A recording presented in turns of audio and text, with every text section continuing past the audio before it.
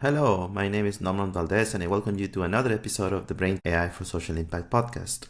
In today's episode, we're honored to have Ismael Kherroubi-Garcia, founder and CEO of Kherroubi, an AI ethics and research governance consultancy. Ismael brings a wealth of experience from diverse sectors, including fintech, the arts, and data science, as well as a deep expertise in AI ethics. Join us as we dive into Ismael's journey from his work at the Alan Turing Institute to founding Kherroubi, discussing the ethical challenges surrounding AI development. We explore AI literacy, responsible AI practices, how organizations can reflect society's values through the use of AI, and we'll also touch on power dynamics on AI governance, biases and hiring algorithms, and the role of civil society in shaping AI policy. I always like to ask the question, especially as somebody that's coming from a different field than AI, such as yourself, with a background in philosophy of social sciences. How did you come about getting into the AI space? Thank you so much for having me. Excellent question, and I wish it was straightforward. My background was always I initially worked in studied business administration, somehow got myself into finance. That's another question I asked myself. Then I was in human resources for a couple of years. And what was important to me in human resources was that we had clear processes, approaches to thinking and acting consistently within organizations. My last HR position was ended 2019, I guess. And it was at the Alan Turing Institute, so that's the UK's National Institute for AI and Data Science. And they were looking to establish an institutional review board. So this classic department that you'd find at universities, especially for medical research, where they have a very clear process and a lot of regulation, depending on where you are, about how to make sure medical research meets certain ethical standards. And position appeared, fought pretty hard for it, and I got into that. For me, it was always a question, and it continues to be a question of consistently acting, but also consistently being capable of self-reflection and having the processes in place that enable that. So my very idealistic notion of business and human resources, which in hindsight was very idealistic, I'm now applying it to AI, and that's how I'm here today. Great. And just getting a little bit to the basics and what your background and your area of focus is when it comes to AI. Like the words stand out, right? It's ethics, and then there's responsible AI, just the word responsibility in general. What would you say is the thing that makes AI have to have people need to focus on those two words right now? Like what makes AI so necessary to think about ethics and being responsible from your perspective? Yeah. I love the question, and I wish I could actually give more of a specific answer when I give this.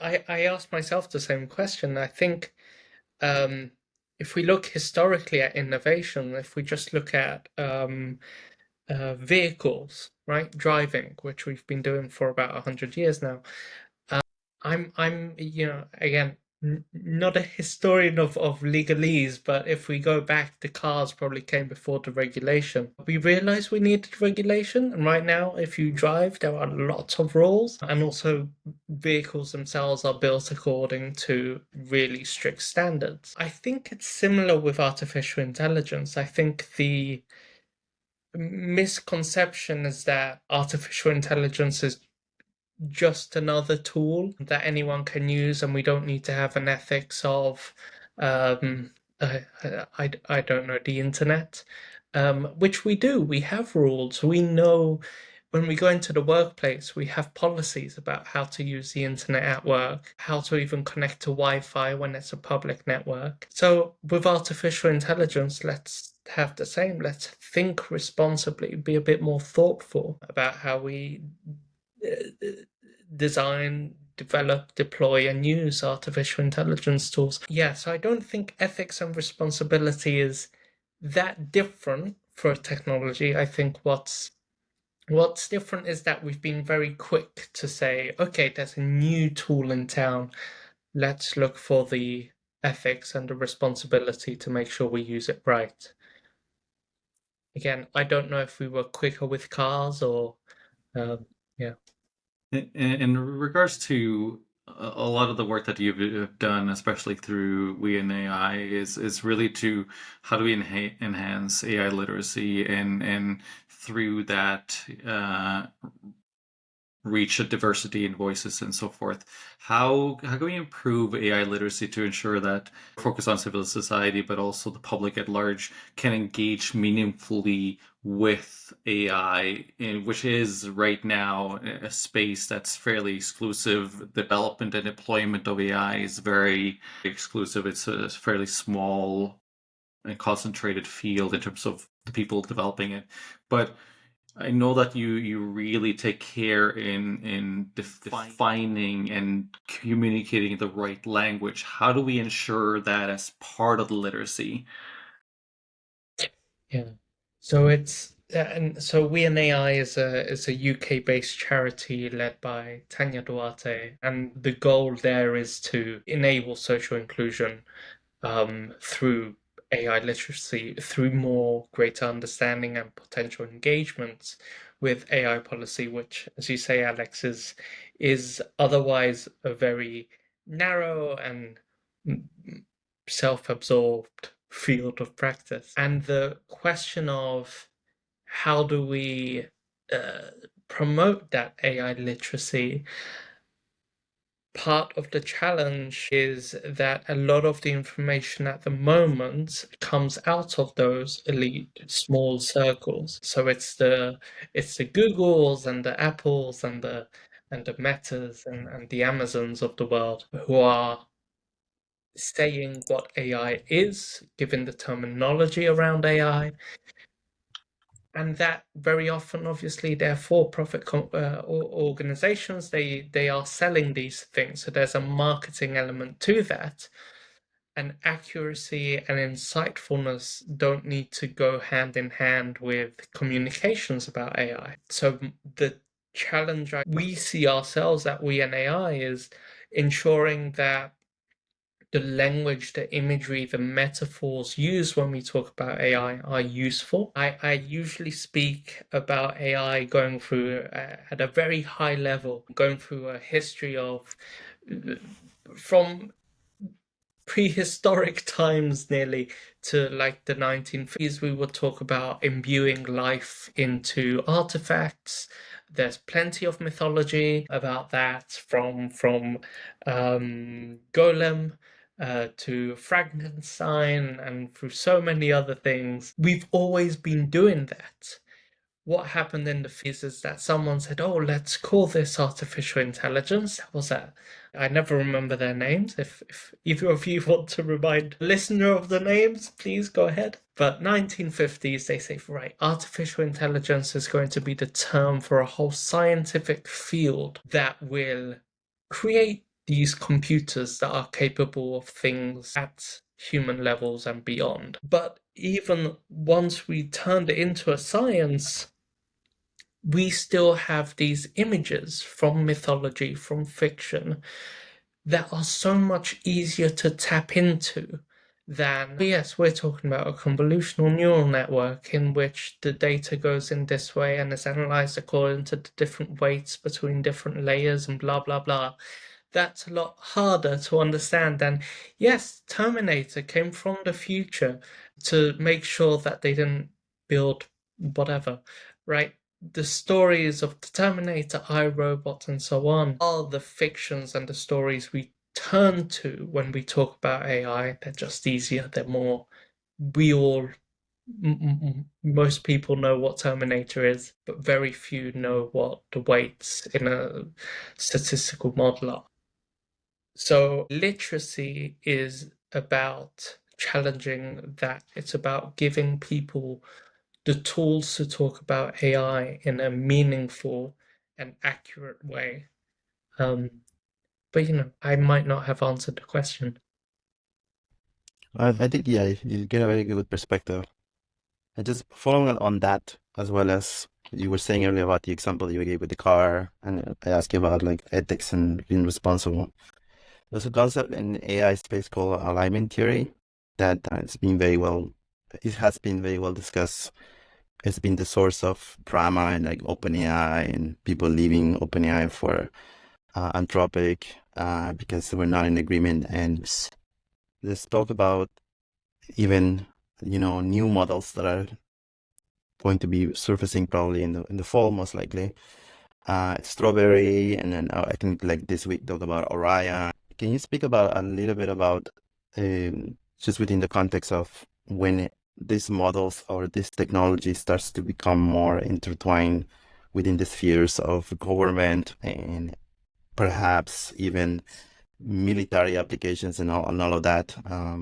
Is it something that you might have been thinking about and just thinking about? What I'd throw that question back, I think, slightly. I think there are two things there. There's alignment and there's applications in different areas. And yes, of course, military raises many questions. Public policy can also, and social services can raise many questions.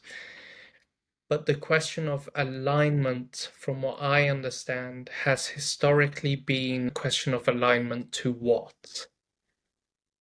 So when an organization says, yes, we've aligned AI somehow, to what? To whose values? To what perspectives?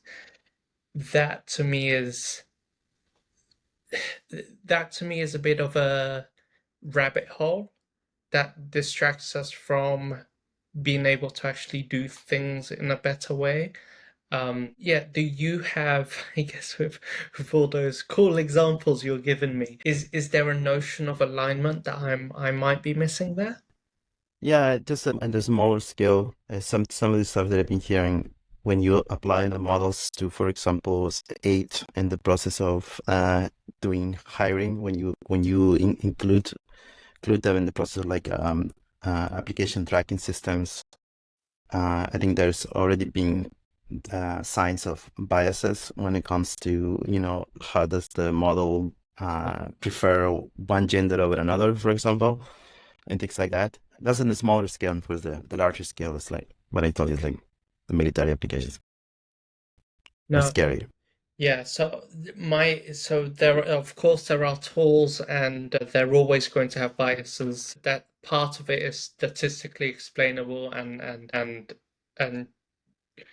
really boils down to the quality of the data, and then the data itself might need to be changed and almost manipulated and falsified to mitigate against biases. So in the case of recruitment algorithms being biased, the most famous one has to be Amazon's, which a few years ago they had a recruitment tool which would screen CVs and give people interviews, or if I think it was giving people interviews, not jobs. But it turns out it brought a lot more women into a lot more interviews than women, and that was basically because Amazon had decided that the tool needed to be trained with the CVs of their staff. I think this was in an engineering department, and the majority of their staff were men. So when the tool identified in a CV mention of, for example, was part of the women's chess club at university or something, the fact that women were mentioned, that would sort of downgrade the CV in the algorithm of this recruitment tool. The problem there, or actually it might not be a problem. What's interesting there is that AI tools help us sometimes elicit biases that we might not have been aware of. Now, sexism in the workplace, we have plenty evidence of it. That we don't need more evidence, we need more action. But there are bigger or sometimes more complex systems that maybe the AI tool can help us, because it's so very obviously biased. And then that's the question of alignment. Alignment to what? I think in that small scale case, for recruiting people to an engineering department, no problem. If you can get roughly 50% of men and women, if you're able to get a decent representation of non-binary and transgender people, great. But when we look at bigger systems, when we're looking at military contexts, there are so many more complex things at play that, should the missile hit one place or another, depending on the amount of civilians in the room or in the other place, that really is a question of aligning to whose values. It's very obvious that who makes a decision, whoever makes it is not going to be agreed with by many others. Definitely not by the people in the room. So that's the problem with alignment. It's whose values are we aligning the system with? Furthering that, and then that'll lead into a second question. But been talking about technology as well as AI in this regard, being a reflection or a mirror of society. And in there is an opportunity to, even though it carries biases, if we can develop processes so that we have transparency and insight into how the AI acts, so that we can leverage it to actually understand where the biases are. It could be a tool for us to understand systemic biases and so forth. And that thereby it doesn't need to be perfect, but because it's a reflection, it's important. I want to lead that into a question. You lead the AI network at the Royal Society of Arts, and you feel as free as to go as deep as you want in this. But how do you navigate power dynamics and value tensions in both your own approach or values that you carry together with colleagues, together with networks, vis-a-vis other systems or larger organizations? How do you navigate that? How do you make sure that you hold on to your own values or network values while still being able to have conversations to move the systems?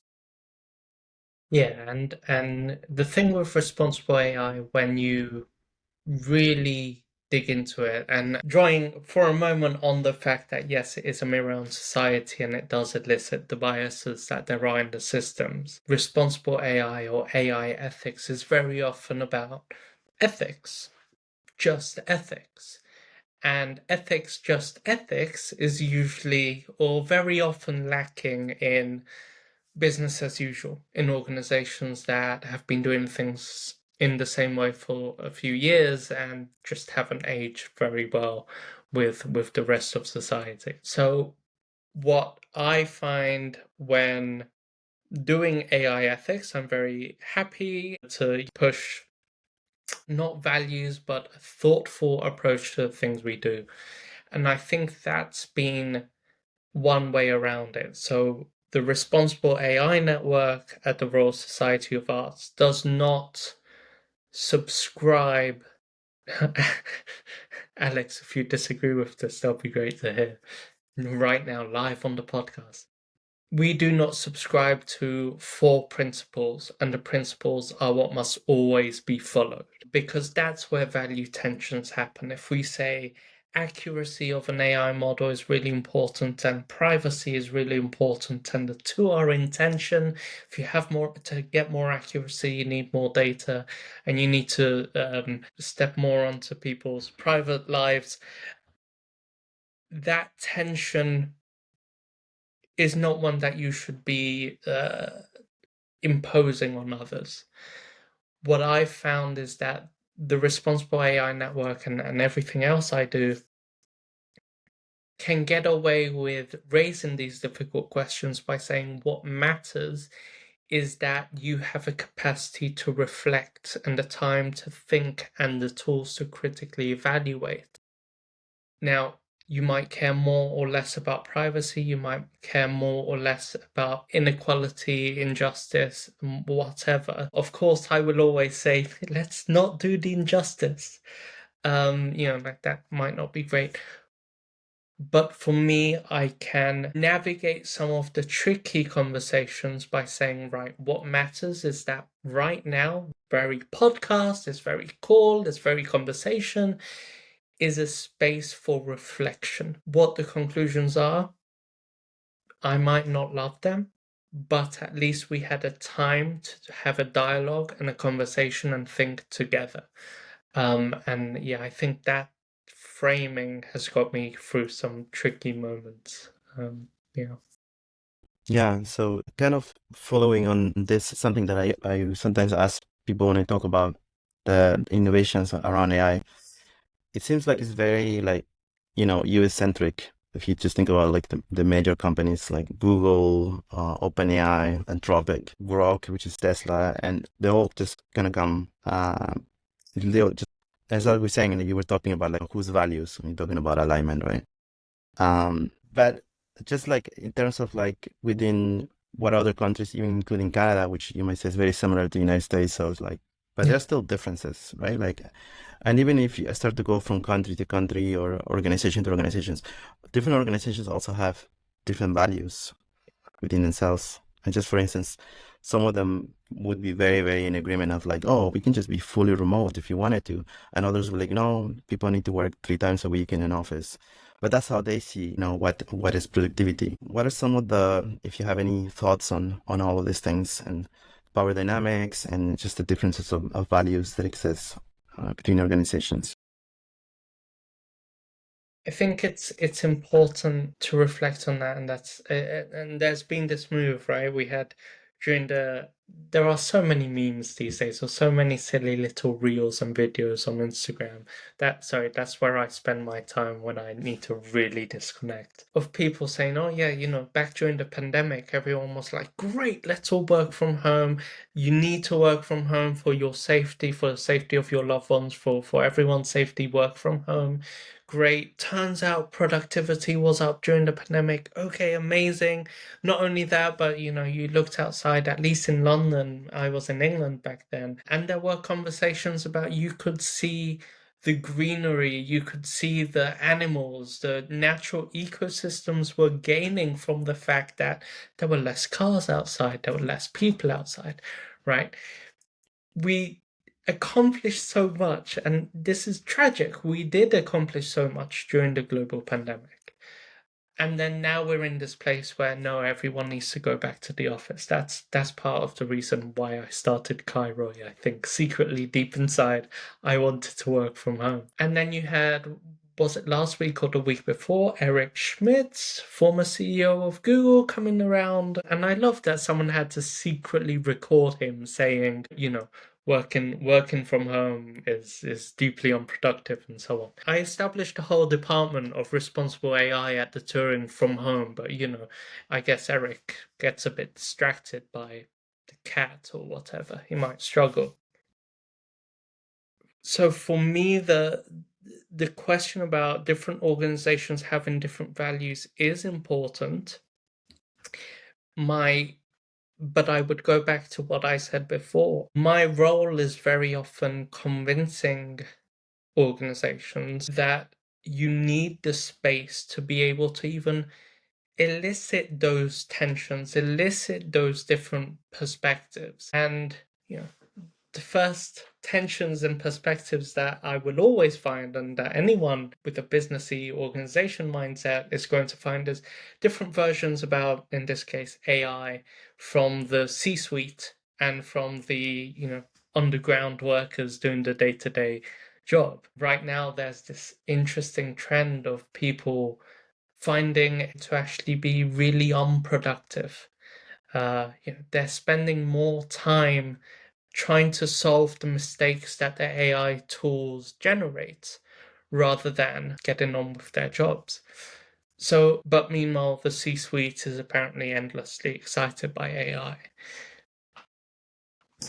So, and that's just within an organization. I think that's my way of saying, forget different values between organizations. Just go within an organization and you'll find different values. Yeah, it's so hard to navigate. I wish it was easier. And that, just to digress on the Eric Schmidt aspect, I think his quote was that the reason why Google is like behind on AI is because they allowed remote working, and that was actually the reason why the video was taken down, which is quite interesting. But I wanted to ask a two-part question related to education. You recently released a talk around academic integrity, which we will provide a link to in the episode notes. Want to talk about the issues that you see related to research paper and the boom that we see in a research paper that's relying on AI to really be released so quickly. But on the other side, so that's a challenge. But on the other side, can we see AI as positive disruptor, especially as we've talked about both on this podcast as well as before, the challenge that we have with society not dealing well with social media and so forth, and the need to transform our educational system, to disrupt it,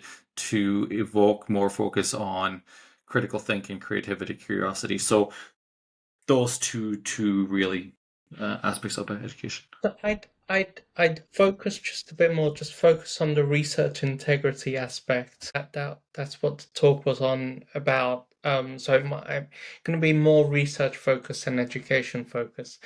But the negatives, very simple. In the world of research, there are things called paper mills. Paper mills which are just generating research for the sake of getting it out there and sometimes increasing researchers' H index, which is basically an indicator of their impact as academics, as researchers. The more you publish in better journals, the higher your H index. I guess the logic behind a paper mill is just publish as much as possible, you'll do better. So a big challenge, and that is enabled, and it can become more scaled thanks to artificial intelligence. If we just use ChatGPT right now, I could get a 30,000 word essay on whatever, I don't know, the hooks of water bottles and what different forms of water bottles are more or less efficient. I'm sure ChatGPT can come up with something. So there's a lot of low quality papers in the research in the academic sphere right now, enabled by poor uses of AI, even for image falsification. So who needs to take an image from an MRI machine or from a microscope when you can just create a fake but convincing looking one with a text to image generator? So those are some of the risks, and at the education level, yes, students could go through university right now and just write all their essays with ChatGPT, and fingers crossed the professor isn't too on it and just gives them the passing grade. They don't tend to do very well, but a pass at university is a pass at university. Good for you, you got your degree. My challenge there is that maybe AI isn't the problem. Maybe it's the fact that the student didn't want to go to university in the first place. Maybe it's the fact that getting the pass is more important than learning. I don't know. There might be something there that's a bit deeper than the student used the AI tool rather than study. So those would be the negatives. On the positives, I think there are two things fine. So at a student level, at an education level, those tools help improve your grammar. And we're talking about large language model powered chatbots. Improve your grammar. They help you find synonyms. They help you write things a bit better if used as checks rather than the foundation of your writing.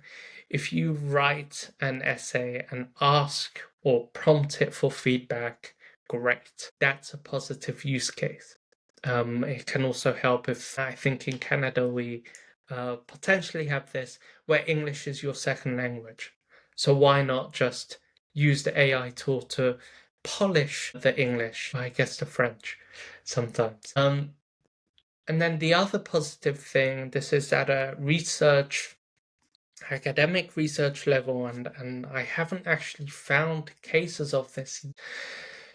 But a very important thing in data science in particular, but really research writ large, is the ability to link different data sets that are relevant.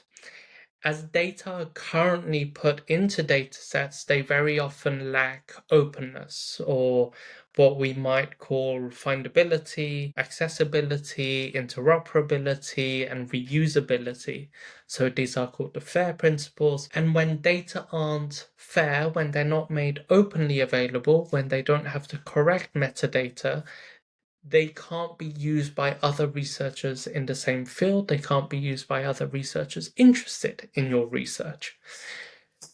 I am certain that artificial intelligence tools, by virtue of the fact that they are the best thing we have right now for big data analytics, have a huge potential to find missing links, but also fill in some of the metadata that are usually lacking, or help the data scientist value that they need metadata, but also get the right metadata out there. So yeah, 2 negatives, 2 positives. I'm happy with that. Yeah, I think at least sometimes the idea of like, what are the steps that you can think about in terms of how you use the models to actually guide or supplement and add a layer as opposed to actually be complete replacement. As you were saying, like if you write an article or an essay, rather than like the prompt be like, write an essay on this, and then it just that's 1,000-page essay. Usually what I do is I just write my article or work completely without any guidance at all, just my thoughts. And my main concern is like, yes, I'm asking it for feedback. And then I am also ensuring that as I am going through my process, I am asking the AI to ensure that, and also my own eyes and my own analysis, ensure that my tone and my identity is being reflected through the thought process. And when it comes to image generation, which I use quite a bit, because I've looked into like intellectual property, and I have a friend who works at a intellectual property, and I did a check with her and about like when I'm generating images, I'm also just keeping track of the process of the image generation, and I don't just rely on one single prompt, but actually several prompts, and they actually the process of sort of like record the process of creativity, just in case, because it also seems that as there are many lawsuits going on about what the ethical when it comes to using AI like to generate content, doesn't seem to be set in stone right now. It seems like depending on the results of the lawsuits, we might have a reference point where that continues to be shaped by our society. But it's like I'm not saying all of this as, if you want, you can respond. But my actual question was going to be, because we asked this to every guest, what would you say right now would be your challenge? What will be the challenge? And if it's about ethics, okay. But like in general speaking, what is the biggest AI challenge right now? Like in your mind, the most troublesome part of it? People. People are the most troubling part of AI. It's either the people making it or the people using it. They're the ones I think need the most support. I don't know if that's a valid answer, but that's what I'm going with. I think for me the biggest challenge with AI is people who don't understand what they're doing. So the question of intellectual property, for example, at an organizational level, I think your analysis makes sense. We need to wait for the outcomes of the, what is it, New York Times versus OpenAI or whichever other ones there are. Yes, they will wait for the organizations will wait for the outcomes of the legal process to make decisions about what their reference points are. I think as individuals, I would like to say this at the level of organizations, but as individuals, it's easier to say these are my ethics and this is a red line, and I will not use an image generator that is built by scraping whatever YouTube artists, Pinterest, whatever it is. That's up to us. And for me, the biggest risk is that people don't even know that they might be crossing red lines of their own because they don't know enough about AI. I think that process is then leading into kind of the last question. You work a lot with organizations that are looking at, specifically civil society, nonprofits here in Canada, organizations that are looking at what should their policy look like. Often their employees have started using it personally, often at home with company data. It's before policies get put in place. And if anybody's listening that needs to have a conversation around policy for their organization, I would advise them to contact Ismael. But how would you advise organizations to begin their journey into understanding how they could have a policy that's allows the framework, but still allows the organization, its employees, to leverage it for their own need? And I know that you mentioned earlier that it's less about kind of prescribing a set of values in the policy. It's more about a reflection. So I'm just wondering, do you have any advice aside from just coming to you? Of course, come to me, yes. But before saying that, I'm going to go with the opposite and say my worst experience in organizational governance was previous job, not saying who, call at 6 p.m. because that's when the governance council general, whoever, called me saying, oh, we finally have a dual use policy on the intranet. And I was like, what? And they were like, yeah, the dual use policy, it's finally on the intranet. It's now in force. And I was literally working in policy at this organization and thinking to myself, but nobody knows. I don't care if you put the policy on the intranet. Can you tell people that there's a policy that means so and so?